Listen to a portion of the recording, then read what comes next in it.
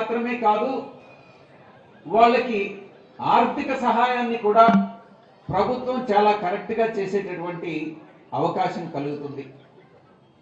మరొక ఉపయోగం కూడా దీనిలో ఉంటుంది. ఉదాహరణకి ఉత్తరాంధ్రలో వాళ్ళందరినీ కూడా బీసీలుగానే పరిగణిస్తారు. అది తూర్పు కాపులు కావచ్చు, వెలమలు కావచ్చు, కొప్పుల వెలమ కావచ్చు, ఏ చాలా సామాజిక వర్గాలన్నీ కూడా అందరూ కూడా బీసీలే. వాళ్ళందరూ కూడా ఒక సమస్యను ఎదుర్కొంటా ఉన్నారు. ఉత్తరాంధ్ర నుంచి ఏదైనా వ్యాపార నిమిత్తం కానీ ఉద్యోగ నిమిత్తం కానీ ఉదాహరణకి గోదావరి జిల్లాలకు వచ్చో లేకుంటే నెల్లూరు జిల్లాకు వచ్చో ప్రకాశం జిల్లాకు వచ్చో స్థిరపడినట్లయితే వాళ్ళకి బీసీలుగా పరిగణించాలనంటే గతంలో జగన్మోహన్ రెడ్డి గారి ప్రభుత్వం రాకముందు వాళ్ళకి వాళ్ళ భౌగోళికత, వాళ్ళ జియోలాజికల్ మొదట వాళ్ళ పూర్వీకులు ఎక్కడున్నారు అది నిర్ధారించుకోవాల్సినటువంటి పరిస్థితి ఉండేది. ఆ తర్వాతనే బీసీ సర్టిఫికేట్ ఇక్కడ గోదావరిలో కానీ మిగతా జిల్లాల్లో కానీ వాళ్ళు ఎక్కడైతే స్థిరపడ్డారో వాళ్ళకి ఇచ్చేటటువంటి పరిస్థితి ఉండింది.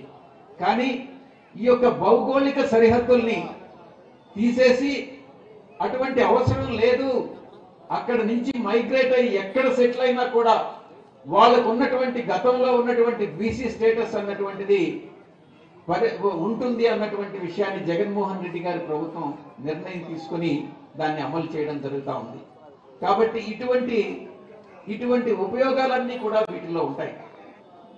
వీటినన్నింటినీ దృష్టిలో పెట్టుకుని మనం బీసీలకు ఇస్తున్నటువంటి బీసీ, ఎస్సీ, ఎస్టీ, మైనారిటీస్కి ఇస్తున్నటువంటి ప్రాధాన్యత, ఈ యొక్క ప్రభుత్వం యొక్క లక్ష్యం వీళ్ళందరినీ కూడా ఈ యొక్క సామాజిక వర్గాలన్నింటినీ కూడా మిగతా అగ్రవర్ణాలను చెప్పుకోండి, ఓసీలను చెప్పుకోండి, వాళ్ళందరితో సమాంతరంగా అభివృద్ధి చెందేటటువంటి లక్ష్యంతో మన ప్రభుత్వం ముందుకు సాగుతా ఉంది. ఈ యొక్క ప్రభుత్వాన్ని మళ్ళీ తిరిగి అధికారంలోకి తెచ్చుకోవాల్సినటువంటి బాధ్యత మన అందరి మీద ఉంది. జగన్మోహన్ రెడ్డి గారిని మళ్ళీ మనం ముఖ్యమంత్రిగా చూసుకుందాం అన్నటువంటి విషయాన్ని మీకు తెలియజేసుకుంటూ మరిన్ని అభివృద్ధి కార్యక్రమాలకి మంగళగిరి నియోజకవర్గంలో శ్రీకారం చుట్టబోతున్నాం అన్నటువంటి విషయాన్ని మీ అందరికీ తెలియజేసుకుంటూ ఏ సమస్య ఉన్నా కూడా మీకు